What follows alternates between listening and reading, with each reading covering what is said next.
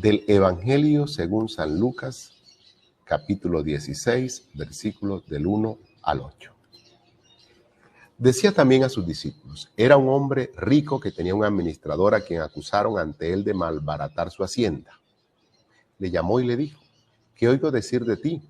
Dame cuenta de tu administración, porque ya no podrás seguir administrando. Se dijo a sí mismo el administrador: ¿qué haré? Pues mi señor me quita la administración.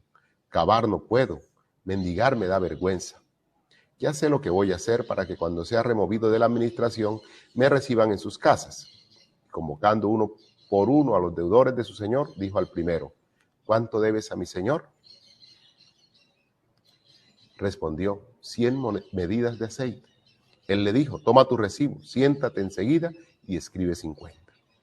Después dijo a otro: ¿tú cuánto debes? Contestó: 100 cargas de trigo. Le dice: toma tu recibo y escribe 80.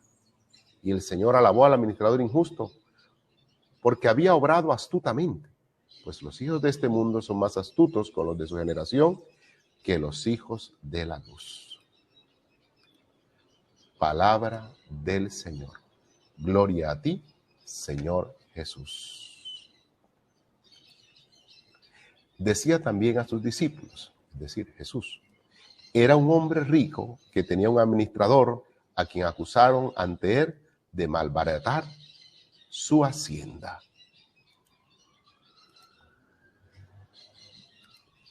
Continúa el Señor su instrucción a los discípulos. Apela de nuevo a la figura de la administración y las finanzas para ofrecernos una enseñanza. Recordemos que ya Él ha hablado de quién es el administrador fiel y solícito. El uso de esta figura de la administración es bien interesante, pues para Jesús la vida se desenvuelve en el campo de las opciones y de las decisiones, como en los negocios. Para ello entonces se requiere habilidad, sensatez, pues el negociante tiene que estar muy atento a la oportunidad y también tiene que aprender a proceder con cautela. Que un administrador injusto y deshonesto sea hoy puesto, por ejemplo, no deja de sorprender. ¿Qué es lo que Jesús quiere poner de relieve en la parábola? Veamos entonces en detalle nuestro texto de hoy. Le llamó y le dijo: ¿qué oigo decir de ti? Dame cuenta de tu administración, porque ya no podrás seguir administrando. Se dijo a sí mismo el administrador: ¿qué haré? Pues mi señor me quita de la administración. Cavar no puedo, mendigar me da vergüenza. Como vemos, los sucesivos actos de despilfarro del administrador empiezan a ser notorios y el tiempo de rendir cuentas se le adelanta. La reflexión que sigue y que pone a considerar su futuro no es un acto de corrupción propiamente dicho lo que vemos aquí, es un acto de despilfarro. Él ahora, después de haber sido como mal administrador, empieza a entrever que no ha acumulado nada, que no tiene nada en sus manos. A mí se me parece más bien como al hijo pródigo. Este administrador ha despreciado la fortuna de su señor y por consiguiente hay un agravamiento, se podría decir, y es que ha abusado de la confianza de su señor.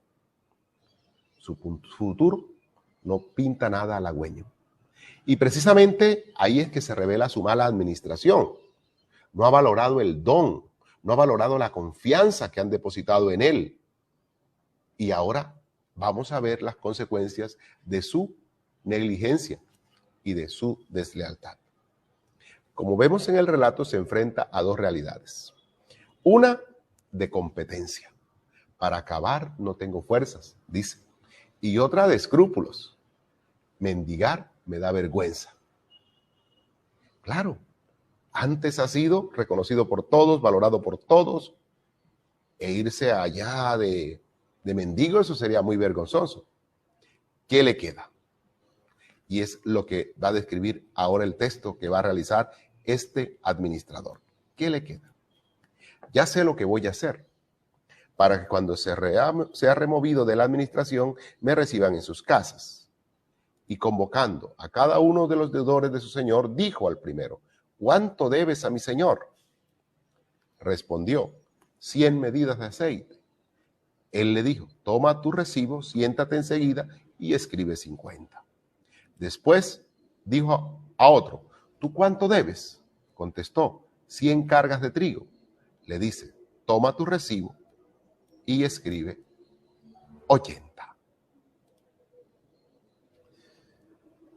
Dado que no podrá rendir cuentas buenas, claras, diáfanas de su administrador, y saldrá con las manos vacías, opta por renunciar a la totalidad de la comisión representada por esta ganancia que el Señor daba de acuerdo a su administración. Fíjense ustedes la suma. En una renuncia al 50% de su ganancia y en la otra renuncia al 20%. Eso suma un 70%.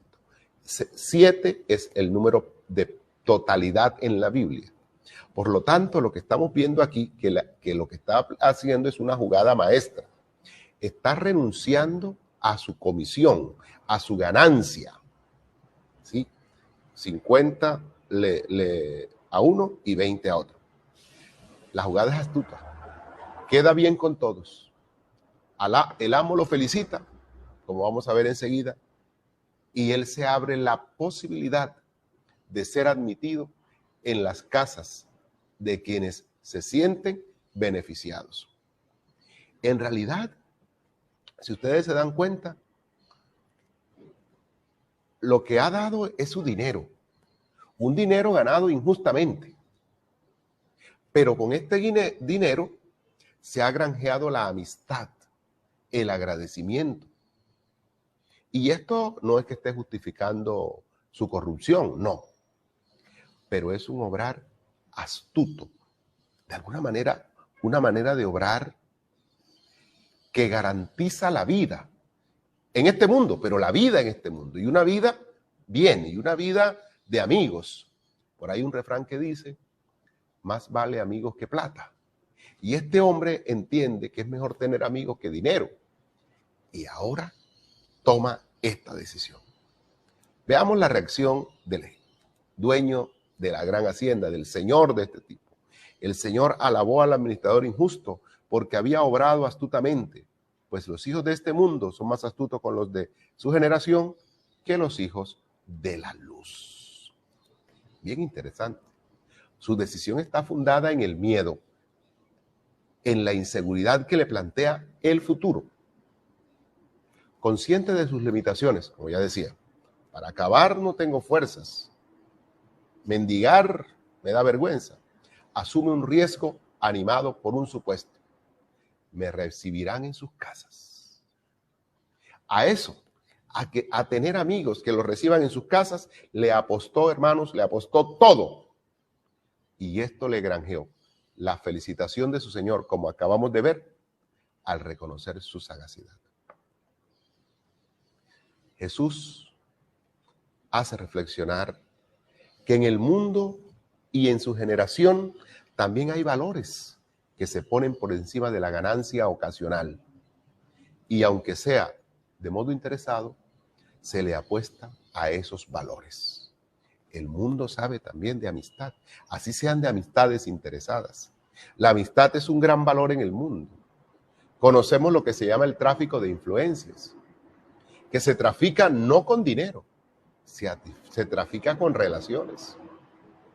Y aunque esto siga siendo fraudulento, y aunque esto lo que favorezca sea privilegios, se reconoce que es mejor tener amigos que tener dinero. Y es lo que hace este hombre. Este hombre logra entender que en un momento dado, en un momento determinado, es mejor tener amigos que te reciban en sus casas que dinero. Y por eso renuncia a aquello.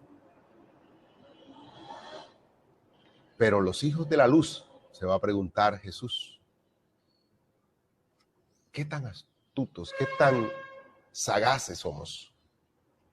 Nosotros que estamos animados por una esperanza segura, cierta, de que nos espera un lugar junto a Dios. No nos falta esa actitud de riesgo para aventurarnos y confiar en esos valores superiores. Hermanos, administrar es el arte de identificar lo valioso. Comprendamos que la vida es nuestro negocio, que como administradores Dios nos la encomienda, esperando que rindamos frutos. De manera, mis hermanos, que ser hijos de la luz nos invita, nos anima, nos impulsa a tener esa claridad de propósito. Nuestro negocio es la vida. Y anticipándonos al futuro prometido por Dios, que es un futuro de bendición para todos, nos anima una esperanza, no fundada en el miedo, sino en la confianza de que tenemos un Padre maravilloso.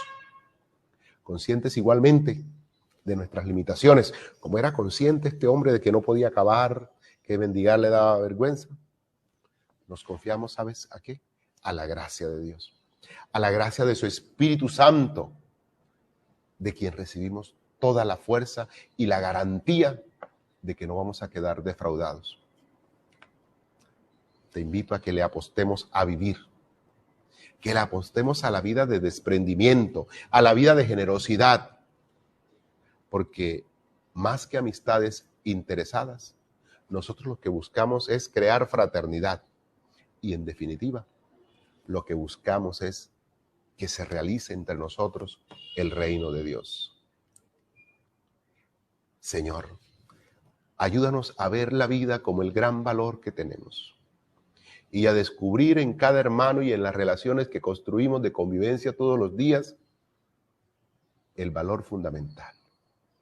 Ayúdanos a construir relaciones que forjen una vida mejor para cada uno personalmente y unas relaciones más justas entre todos socialmente.